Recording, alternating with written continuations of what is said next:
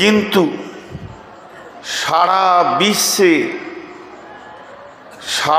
বিশ্বে তথাকথিত ভারতবর্ষে বিশেষ করে মুসলিমদের উপরে যে একটা নির্যাতন চলছে, এ ব্যাপারে যদি কোনো বক্তা কিছু না বলে তাহলে জানতে হবে সে ঘুমাচ্ছে। এখন জাতিকে জাগানোর সময় এসেছে। জাগো মুসলিম জাগো। জাতিকে জাগানোর জন্যে অল্প সময় দুটি কথা আপনাদের সামনে বলছি। ওয়াকফ বিল পাস করেছে, ইনশাআল্লাহ এ মাল ওদের হজম করার ক্ষমতা হবে না। মালটা আল্লাহর মাল। আব্রাহা বাদশাহ চেয়েছিল কাবা শরীফ ভেঙে দিব। আব্রাহাকে টাইট করার জন্য আল্লাহকে কামান লাগেনি, আবাবিল পাখিতে যথেষ্ট হয়ে গেছে এবং বাদশার সৈন্য সামন্ত হাতি সব শেষ হয়ে গেছে। ফাজাআলাহুম কাসফিম মাকুল, ভুসির মতো হয়ে গেছিল। আজকে আরএসএস বিজেপি পৃথিবী থেকে চলে যাবে। ভারতের কেন, পৃথিবীর কোনো কোণে ওদের চিহ্ন থাকবে না যে জায়গায় হাত দিয়েছে। আমরাও দোয়া করি ইনশাআল্লাহ এরা ধ্বংসে চলে যায়। কিন্তু তার আগে আমি একটা মহা সত্য কথা বলবো।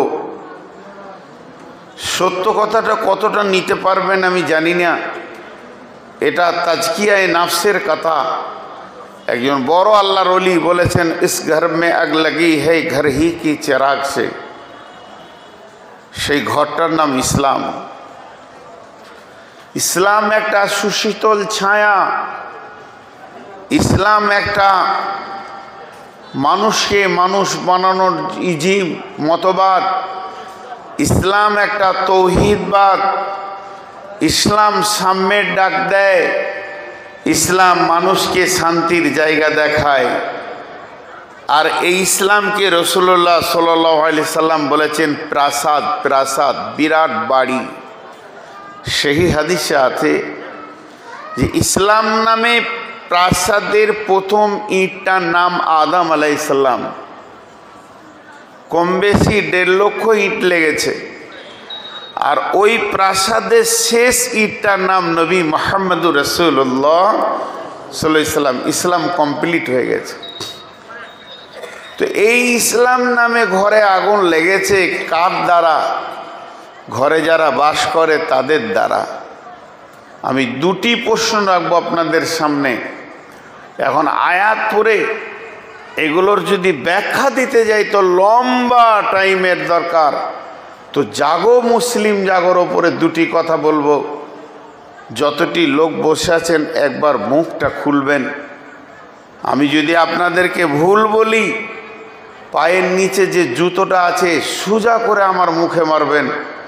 আমি ওটা ফুল বলে কুড়িয়ে নেব এবং আনন্দিত হব যে আমার দিকে ফুল ছুঁড়েছেন। ওরা মসজিদ কাটছে, ঈদগাহ কাটছে, গোরস্থান কেড়ে নিচ্ছে। ওরা কখন বিল পাস করলো? 13 তারিখ না? 13 তারিখ বিল পাস করলো।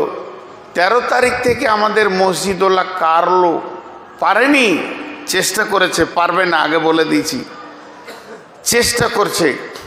তা সত্য কথাটা একবার বলেন সবাই, ওরা আগে মসজিদ কেড়েছে না আমরা আগে মসজিদ ছেড়েছি? তাহলে ওদের কি অন্যায় আছে? কারা? অনন্তপুরে 7 বছর প্লাস কতগুলো মানুষ আছে আর ফজরের কাতারে কয়টা? আমরা আগে মসজিদ ছেড়েছি। এই প্ল্যানটা ওদের 3 দিনের লয়, 7 দিনের লয়। আরএসএস জন্ম নিয়েছে 100 বছর, কম করে 80 বছর আগে ওদের ক্লাস চলছে। ওরা অপেক্ষা করছিল যে এরা মসজিদে কখন কম হবে। একটা ছেলেকে আলেম করতে 4 লক্ষ টাকা করে খরচা করেছে বাৎসরিক। জানেন, ওই খ্রিস্টানদের ভিতরে আরএসএসের ভিতরে দক্ষ দক্ষ ছেলে আছে, কোরআনের তর্জমা করে দেবে। এরা কখন দুর্বল হবে সে খবর ওরা জানে। ওরা যাকে মারবো, আমি যদি কাউকে মার্ডার করতে চাই, তার থেকে আমাকে বেশি তার পেছনে সময় লাগাতে হবে, তাকে নিয়ে পড়াশোনা করতে হবে, সে কখন কোথা থাকে, কোথা যায়, কি করে, বন্ধুর সঙ্গে কোথা করে, তবেই তাকে আমি নিরিবিলিতে মার্ডার করে দিতে পারবো। ওরা যখন প্ল্যান করেছে ইসলামকে সরাবো, তো এটা 100 বছর ধরে ওরা পড়াশোনা করছে। ওরা কি আমাদের মতো মাথা মোটা মানুষ ছিল? আমরা ঘুমিয়ে জেগে ঘুমাচ্ছি। প্ল্যান করে ওরা দেখেছে। সেই হাদিসে আছে, আমার উম্মত যখন অহান রোগে ভুগবে তখন অন্য জাতি আমার উম্মতকে অল্প সময়ে গ্রাস করবে। সাহাবীরা জিজ্ঞাসা করলেন, মা অহান ইয়া রাসূলুল্লাহ, অহান কাকে বলছেন আপনি? আমাদের ওই রোগটা আসবে, তা সেই রোগটা কি করোনার মতো না ক্যান্সারের মতো? আল্লাহ নবী বললেন, হুব্বুদ দুনিয়া কারাহেতিল মত। আমার উম্মত খুব প্রত্যেকটি মাথা ব্রেন দুনিয়ার পেছনে লেগে যাবে আর মতকে ভুলে যাবে, মতকে ঘৃণা করবে, তখন তাদের শক্তি শেষ হয়ে যাবে। ওরা লক্ষ্য করে দেখেছে এখন এরা দুনিয়া নিয়ে মেতে গেছে। যে ঘটনাটা ঘটেছিল ওহুদের যুদ্ধে রসুলের এতটুকু কথা শুনেননি। ওহুদের যুদ্ধে রসুলের এইটুকু কথা শুনেননি কি, তোমরা গিরিপথ ছাড়বে না। আমরা যতই এখানে গানিমতের মালকে লুটি না কেন, জমা তো মসজিদে নববীতে হবে, গিরিপথে তোমাদেরকে দিয়েছি, ছাড়বে না। গিরিপথে যারা ছিল ডিউটিতে তারা বলল যে ওই যে মাল লুটালুটি চলছে, তার মানে যুদ্ধ শেষ, চলো আমরাও চলে যাই, নাহলে ভাগ পাবো না। সবাই যখন চলে এলো, খালিদ বিন ওয়ালিদ বাম দিকে একটা চক্কর মেরে ওই গিরিপথটা দখল করলো। এই দখল করার কারণে, রসুলের এইটুকু একটা কথা না শোনার কারণে 70 জনকে ওখানে শহীদ হতে হলো। রসুলের দাঁত চলে গেল, রসুল বেহুশ হয়ে গেলেন। রসুলকে তালহা রাদিয়াল্লাহু তাআলা আনহু একটা গর্তের মধ্যে রেখে 80খানা তীর খেলেন। তার মানে একটুকু পদস্খলনের জন্য এতটা লস দেখতে হয়েছে। আর সেই লসটা কখন? যখন স্বয়ং রসুল নিজে বেঁচে, রসুল নিজে কমান্ডারের কাজ করছেন জিহাদের ময়দানে, রসুলের দাঁত শহীদ হচ্ছে, রসুলকে লক্ষ্য করে পাথর ছোড়া হচ্ছে, সেই সময় হয়েছে একটুকু করার জন্যে। আজকে বলেন তো, আমরা কতগুলো মসজিদ ছেড়েছি, মসজিদ কেড়েছে, এটা 1000বার বললাম, কিন্তু আজান হচ্ছে মসজিদের পাশে বিড়ি ধরিয়ে বসে আছে। ওর বিরুদ্ধে আন্দোলন কে করবে? ওর জন্যে রোড জাম কে করবে? ওর জন্যে কে ওর পেছনে লাগবে? ওর কাছে গিয়ে কে বলবে? একটা প্রশ্ন থেকে গেল। দ্বিতীয় নম্বর প্রশ্ন, এই 1 মাসের ভিতরে একটা ঘটনা আপনারা ফেসবুকে দেখেছেন। একটা মুরব্বী হাজি সাহেবকে ট্রেনে দাড়ি এমনি করে ধরে কেটে দিল কাঁচি করে, তারপরে থাপ্পড় মেরে মুখগুলোকে রক্তের নিয়ে দিল। এখন বলেন, অনন্তপুরের মুসলিম, অত্র এলাকার মুসলিম, নবগ্রাম এলাকার মুসলিম, মুর্শিদাবাদের মুসলিম, আপনাদের কাছে আমার একটা ছোট্ট প্রশ্ন। আজকে যদি আমি আপনাদের মেহমান, বড় আলেম এটা বলবেন না, কিন্তু বড় মেহমান, আপনাদের ইনভাইটেড মেহমান, আজকে যদি আমার দাড়িটা কেউ কেটে পায়ে করে জুতোতে লিগড়িয়ে দিয়ে চেন টেনে পেচ্ছাপ করে দেয়, আপনারা কে কে সহ্য করবেন? মুখ খুললেন না কেন? আমি মরা রোগীর চিকিৎসা করি না, কমিটির লোক খুব ঘেরে ধরেছিল। আমার 400 সুগার, পানি নিয়ে বকছি, পিয়াসের জন্য নয়, জিভ আমার আটকে যায়, পানি দিয়ে স্লিপ করতে হয়। বারবার বলেছি আপনাদের জন্য 1.5 ঘন্টা বকবো, 1 ঘন্টা রুখে। এবছর ঈদের পর বকি নাই, চাপ দিচ্ছে আমাদের শ্রোতারা আপনার জন্য আছে। আমি মরা রোগীর চিকিৎসা করি না। আপনাদের মুখ বন্ধ, আসসালামু আলাইকুম বলেন, আপনারা এটা সহ্য করতে পারবেন? আমার দাড়িটা যদি কেউ কেটে দেয়, তাহলে এখানে যে কটা দাড়ি কাটা আছেন, কে কেটেছে? আরএসএস কেটেছে, বিজেপি কেটেছে, বজরং কেটেছে? প্রশ্নটার উত্তর দেন। আপনি নিজে নাপিতের কাছে গিয়ে বলছেন আমার রসুলের সুন্নতটা চাঁদ, তোকে টাকা দিব 20টা 30টা টাকা দিব চাঁদ। তারপরে নাপিত ওইগুলোকে এক জায়গায় জমা করে এমন জায়গায় ফেলে দেয়, গোটা মার্কেট সেখানে পেশাব করে রসুলের সুন্নতের উপরে। মুসলমান আপনি বলেন, যারা দাড়ি চাচা এখানে বসে আছেন, আপনাকে কি জোর করে দাড়ি কাটা হয়েছে? ওদের কাছে কি বার্তা পৌঁছাবে? দাড়ি রাখলেও চলে, না রাখলেও চলে। কি তুই দাড়ি রেখে ঘুরে বেড়াচ্ছিস? আজকে কি আমার দাড়িতে সাদা ওরা হাত দিচ্ছে? এই দাড়িটা কি রসুলের নয়? আপনার গালেরটা খালি আমারটা রসুলের। ইস ঘর মে আগ লাগি হ্যায় ঘর হি কি চিরাগ সে, কাকে দোষ দিবেন? ভাইয়া, আয়াত পড়তে গেলে বহুত দূর চলে যায়। আমি আপনাদেরকে একবার জজ বানালাম, আর আমি আপনাদের কাছে বিরাট বিচার প্রার্থী হলাম। মা বোনেরা ধৈর্য ধরেন, আজকে মেয়েদেরই বায়ন করব। এত পানিতে যখন আছেন, আর 2-5 মিনিট একটুকু জাগিয়ে দিই।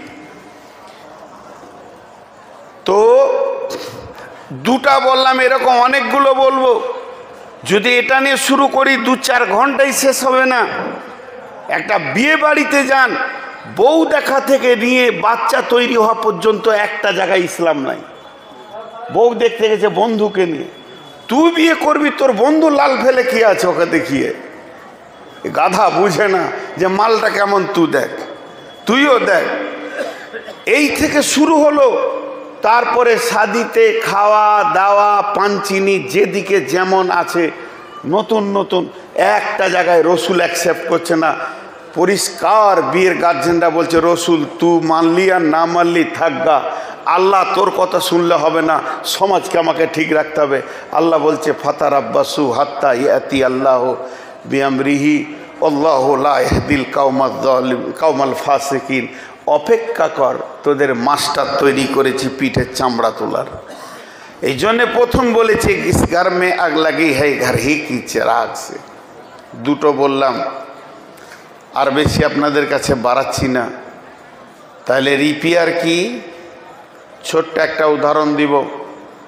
নিউ ডাম্পার 63 টন পাথর পাকুড়ে লোড হয়েছে, ডাকবাংলায় লোড হয়েছে, যাবে এটা নদিয়া কৃষ্ণনগর। গাড়ির কোনো অংশটা খারাপ নাই, ইঞ্জিন ভালো, সব ভালো, ড্রাইভার ভালো, মাত্র 2 টাকার একটা ভোলপিন নাই। ভোলপিন বুঝেছ তো? টিউবে যে পাম্প ভরে ওটা 2 টাকার ভোলপিনটা নাই। ডাম্পারটা যাবে? জোরে বলেন, যাবে? যাবে না। মুসলমানদের সব ঠিক, চরিত্র শেষ হয়ে গেছে। আল্লাহর নবী চ্যালেঞ্জ দিচ্ছি, কোন আলিম যদি আমার ভুল ধরে দেন তা আমি তার ছাত্র হয়ে যাব, টাকা দেবো, লাই পা টিপবো, উস্তাদ বলবো। বিশ্বনবী এরকম তালোয়ার কারো হাতে তুলে দেয়নি, তালোয়ার লাও, কেটে বেড়াও।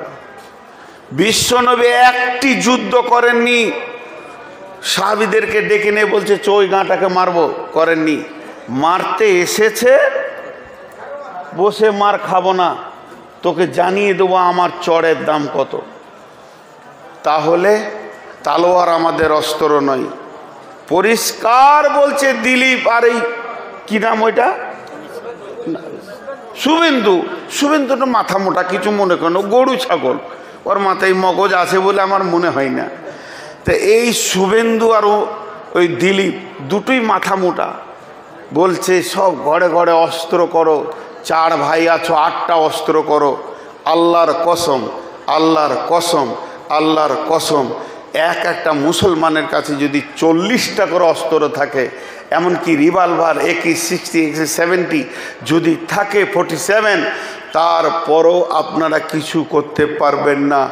আমাদের অস্ত্রের নাম হচ্ছে আখলাক। আখলাক। বিশ্বনবীকে বলা হলো আপনি কেন এসেছেন? উনি বললেন বৈস্তুতি মুমালি মাকারিমাল আখলাক, আমাকে চরিত্রের মেসেঞ্জার করে পাঠানো হয়েছে। আমাদের সব থেকে ধারালো তলোয়ার 1 কোটি তালোয়ারে জানা করতে পারবে, একটা বুকের কলম তার থেকে বেশি করবে। শহীদের রক্ত থেকে কলমের কালির দাম অনেক বেশি। মুসলমান বুকে কলম রাখেন আর আখলাকের তালোয়ার তৈরি করেন, ইনশাআল্লাহ ভারতবর্ষ আমাদের, আমরাই শাসন করব। ইনশাআল্লাহ বলে না? ইনশাআল্লাহ আমরা শাসন করব। অচিরেই সেই দিন আসছে, এটা জেনে লেখেন।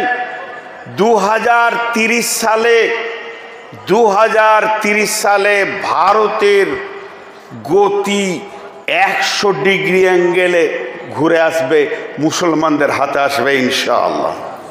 কটা দিন সহ্য করেন খালি, কারণ এগুলো নিয়ে গবেষণা চলছে। এইগুলো গবেষণা বন্ধ আছে তারাই। তাহলে আমাদেরকে কি করতে হবে? আখলাকের তালোয়ারটা খুঁজে বের করতে হবে। লোহার তালোয়ারকে ছুঁড়ে দিয়ে লোহার তালোয়ারে জং ধরে গেছে, কিন্তু আমাদের আখলাকের তালোয়ারটা শেষ হয়ে গেছে। চোর, লুচ্চা, সুদারু, মাতাল, জুয়ারি, গুটকা, খৈনি আর খিস্তি, আর মেয়েদের রান্ডিগিরি, বেশ্যাগিরি, আর বিয়ে শাদিতে চরিত্র নেই। চরিত্রটাকে লাইট দিয়ে মুসলমানের ভিতরে খুঁজে পাওয়া যাচ্ছে না, রসুল দিয়ে গেছিলেন। এইটাকে ঘুরিয়ে আনতে হবে।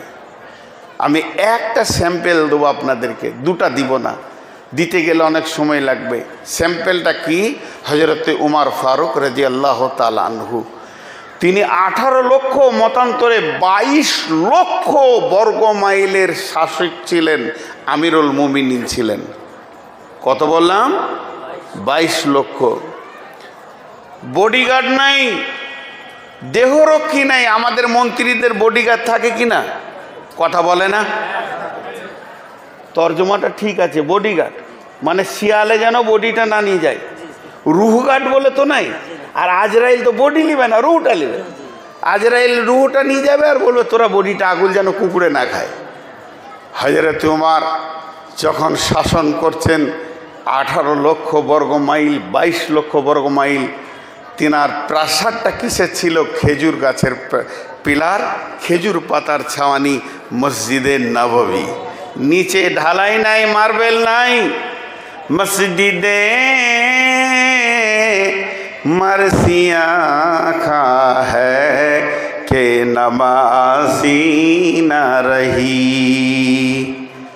এই জামানাতে মসজিদ হয়েছে পাকা, ইমান হয়ে গেছে কাঁচা। আগে 4 জামানায় মসজিদ ছিল পাকা, ইমান, মসজিদ ছিল কাঁচা, ইমান ছিল পাকা। হযরত উমর একাই মসজিদে নববীতে শুয়ে আছেন, কোনো বডিগার্ড নাই। লেপে ডানলোপের গদিতে শুয়ে আছেন, বালুর ওপরে শুয়ে আছেন, চুপ করে, বালিশ নাই, মাথার ওপরে হাতটা দিয়ে আরাম করছেন। আর কয়েকজন সৈন্যকে পাঠিয়েছে জেরুজালেম, যাও সেখানে কালেমা শাহাদাতের দাওয়াত দাও।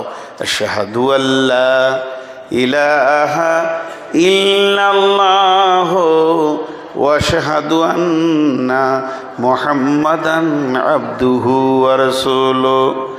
যে সৈন্যগুলো আমিরুল মুমিনিন জেরুজালেমে কালেমার দাওয়াত দিয়ে পাঠিয়েছেন, তাদেরকে কেল্লায় ভরে দিয়ে অবরোধ করে রেখে দেওয়া হয়েছে। তারা কেল্লাতে আছে। এমন সময় সেই দেশের তদানীন্তনকালে যিনি দেশ শাসন করতেন, তিনি খ্রিস্টানদের পোপ ছিলেন, বিরাট বড় আলিম খ্রিস্টানদের ছিলেন। তিনি একটা চিঠি লিখলেন, আমিরুল মুমিনিন খলিফাতুল মুসলিমিন, আপনার সৈন্য আমার দেশে এসেছে কালেমার দাওয়াত দিতে, তাদেরকে কেল্লায় ভরে অবরোধ করা হয়েছে। আমি আপনার সঙ্গে লড়াই করতে চাই না, যুদ্ধ করতে চাই না। আমিরুল মুমিনিন খলিফাতুল মুসলিমিন, আপনাকে পত্র দ্বারা নিমন্ত্রণ দিলাম, আপনি আমার দেশে আসেন, আপনার সঙ্গে আমি বোঝাপড়া করে নিব, একটু স্বাক্ষর করব, লেখালেখি করে নিব, আপোস করে নিব। এইরকম একটা চিঠি লেখে রাজার চিঠি, বাদশার চিঠি, চিঠির কলবর বহর সেই রকম শান শওকত নিয়ে জেরুজালেম থেকে চিঠিটা মদিনা মানোয়ারায় পাঠানো হচ্ছে। একটা দূতকে দিয়ে সেই দূত সেই রকম পোশাক পরে যাচ্ছে যে আমি একটা জেরুজালেমের দূত, একটা চিঠি নিয়ে যাচ্ছি 18 লক্ষ বর্গ মাইলে বাদশার কাছে। কত খুশি মনে মনে। মদিনায় এসে জিজ্ঞেস করছে, হাগো তোমাদের মসজিদে নববীটা কোনটা? এই সামনে চলে যান, দেখেন মসজিদে নববী। কিছু দূর যাওয়ার পর মসজিদে নববীর কাছে পৌঁছে একটা লোককে জিজ্ঞেস করে, মসজিদে নববী কোনটা? কেন দেখতে পেয়েছেন না? এটাই তো। খেজুর পাতা, ছাওয়ানি, ঢালাই নাই, খেজুর গাছের পিলার। অবাক, হাজি আপনাদের আমিরুল মুমিনিন কোথায়? ওই যে শুয়ে আছেন, রেস্ট করছেন, কোনো বডিগার্ড নাই, একা একটু রেস্ট করছেন। ফজরের পর তেলাওয়াত কোরআন এটা ওটা পরে রেস্ট করছেন।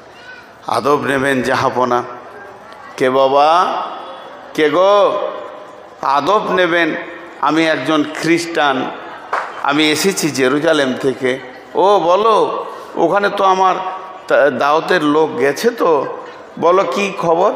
স্যার আমার বলার কিছু নাই, আপনাকে আমাদের প্রাইম মিনিস্টার চিঠি দিয়েছেন। দাও দাও দাও। চিঠিটা পড়লেন।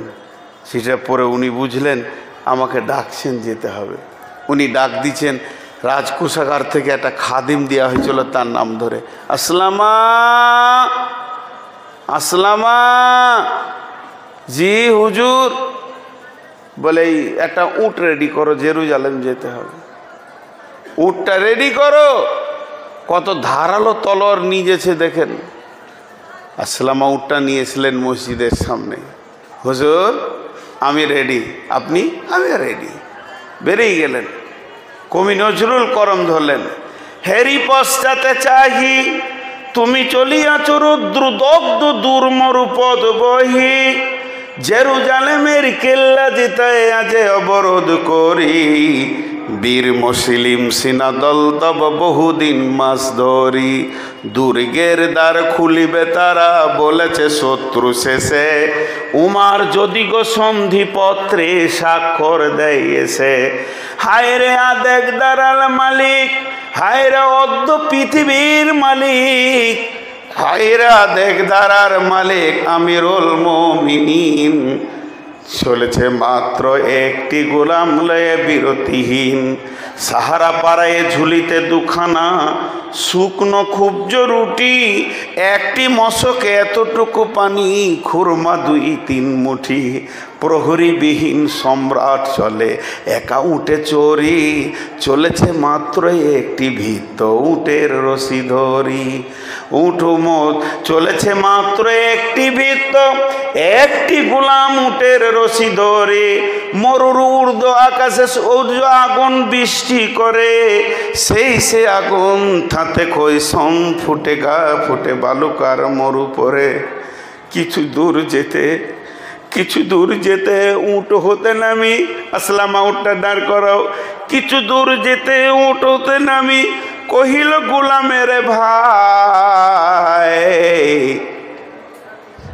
এত দূর যেতে উট হতে নামি, কহিল গোলামের ভাই, পেরেশান বড় হইয়াছ চলিয়া, এইবার আমি যাই। উটের রশি ধরে অগ্রে উঠে বসো উঁতে, তপ্ত বালুতে চলো যে চরে রে, তপ্তে বালুতে চলে যে চরণে, রক্ত উঠেছে ফুটে, ভীত গোলাম উমারের 2 হাত ধরে চুমি, কাঁদিয়া কহিল এখনে কেমন আদেশ করেন কেমনে আপনি, গোলাম রহিবে উটের পিঠে আরাম করিয়া বসি, আর হেঁটে যাবে খলিফা উমার ধরিয়া উটের রশি। খলিফা হাসিয়া বলে, তুমি জিতে গিয়ে বড় হতে চাও ভাইরে, এমনই চলে রোজ কিয়ামতে আল্লাহ যেদিন বলিবে উমার রে, করিনি খলিফা মুসলিম জাহানের তরে, সুখ তরে তোরে কি জবাব দিব, কি করিয়া মুখ দেখাবো? রসুলের ভাই, আমি তোমাদের প্রতিনিধি মাত্র, মোর অধিকার নাই। আরামে সুখের মানুষ হইয়া মানুষের নিতে সেবা। ইসলাম বলে সকলে সমান, কে বড় ক্ষুদ্র পেকেবা। গোলাম চড়িল উটের পিঠে, গোলাম চড়িল উটের পিঠে, উমার ধরিল রশি।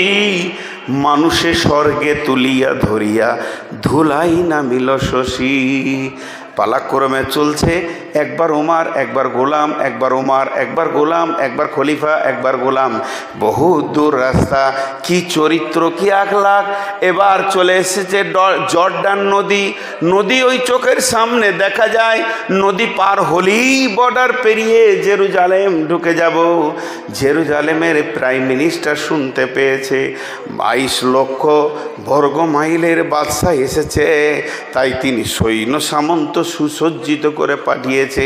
তোমরা স্যালুট মারবে, কুর্নিশ করবে, আদব জানাবে, আর তাজিম দিয়ে আমাদের দেশে নিয়ে আসবে। বিরাট বড় মাপের মানুষ, নবী মুহাম্মদ সাল্লাল্লাহু আলাইহি সাল্লামের তিনি খলিফা, তাকে কোনো কষ্ট দেবে না, সম্মানের ত্রুটি করবে না। কোম্পানি মেজর সমস্ত সৈন্যকে দাঁড় করিয়ে দিয়ে স্যালুট মেরে বলছেন, আদব নেবেন জাহাপনা, আমাদের দেশে যাওয়ার জন্যে আমরা বড় ধন্য হয়েছি, আনন্দিত হয়েছি। আসলামা তখন উটের পেটন উপর থেকে ঝরঝর করে কাঁদতে শুরু করেছেন, কান্না করছেন আর বলছেন, আমাকে কেউ স্যালুট দিবেন না, আমাকে কেউ স্যালুট দিবেন না, আদব জানাবেন না। আমি আমিরুল মুমিনিন নয়, আমি উটের উপরে বসে আছি, এটা আমিরুল মুমিনিনের হুকুম, আমি ওনার গোলাম। যিনি উটের রশি ধরে হাঁটছেন ইনি হলেন 22 লক্ষ বর্গ মাইলের খলিফা, ইনি হলেন। সমস্ত সৈন্যরা খুশিতে কেঁদে ফেললেন। আহ, এত সুন্দর মানুষ গোলামকে চড়িয়ে দিয়ে নিজে উঠে লাগাম ধরতে পারে, এ চরিত্র কোথা থেকে পেল? এর ওস্তাদ কে ছিল? এই রকম চরিত্র কে দিল? কোন ওস্তাদ এটাকে বানিয়েছে? সেই ওস্তাদই বা কে?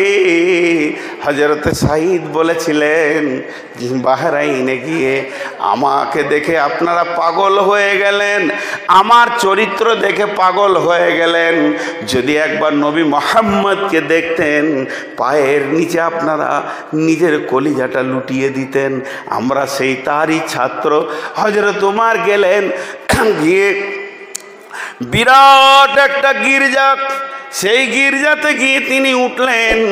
গির্জাতে ওঠার পর সমস্ত কথা চলছে চলছে চলছে চলছে চলতে চলতে হযরত ওমর বলে ফেলেন, ভাই বন্ধু, হে আমার বন্ধু, যিনি আপনি আমাকে দাওয়াত দিয়েছেন, আমি আপনার কাছে এই একটু মিনিট সময় চাইছি। উনি বললেন, কেন? তিনি বলছেন, আমি একটু যাব গির্জার বাইরে গিয়ে ওই ফাঁকা ময়দানে 2 রাকাত কসরের নামাজটা পড়ে আসব। গির্জার পাদ্রী বললেন, আমাদের গির্জাটা পবিত্র, এখানেই এক পাশে 2 রাকাত নামাজ পড়েলেন। হযরত ওমর বললেন, না না না না, আমি যদি গির্জাতে নামাজটা পড়ে নিই, আমি অপবিত্র বলছি না, আমি পড়ব না, তার কারণটা বলি। আমার সৈন্যরা মনে করবে উমার এখানে নামাজ পড়ে ইশারা করে দিল গির্জাটাকে এবার মসজিদ বানাবে। ইসলাম নহে কো ধর্ম, নহে যে আল্লাহর বিধান। ইসলাম নহে কো ধর্ম, নহে যে আল্লাহর বিধান, নাই রসুলের ফরমান।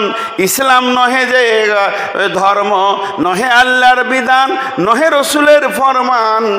করো ভেঙে গির্জারে আর মন্দিরে মসজিদে মুসলমান, এটা কোনো দিন হতে পারে না, আমি সামাল দিতে পারবো না। তাহলে জেনেলেন, এখানে যে বাচ্চা ছেলেটা আছে, যে জীবনে মাদ্রাসা যায়নি, মূর্খ মানুষ বসে আছে, ওইও একটা কথা জানে, জোর করে কারো জায়গাকে দখল করে মসজিদ বানানো যাবে না, হবে না। মন্দির তো দূরের কথা, গির্জা তো দূরের কথা, যদি মসজিদের পাশে কোনো হাজির জায়গা থাকে 5 ওয়াক্ত নামাজি, সে দিচ্ছে না। গাঁওয়ালা যদি জোর করে নেয় নামাজ হবে না, এটা পৃথিবীর সমস্ত বাচ্চা মুসলমানও জানে।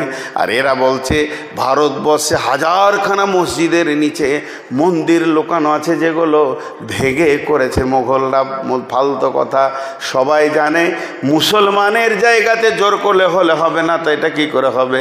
এটা যখনই বলে দিলেন হযরত উমর আমি বাইরে গিয়ে নামাজ পড়ি, তাহলে আমার সৈন্যরা ভাববে এখনও আলোচনা চলছে, কমপ্লিট হয়নি। যখনই দুটি চরিত্র দিল, দুইখানা তালোয়ার যখন পড়ে গেল, একটা তো গোলামকে নিয়ে আসছে উটের ওপরে, এটা তো রই রই রই রই রই রই কাণ্ড চলে গেল জেরুজালেমে। আর এইটা যখন শুনে নিল না, আর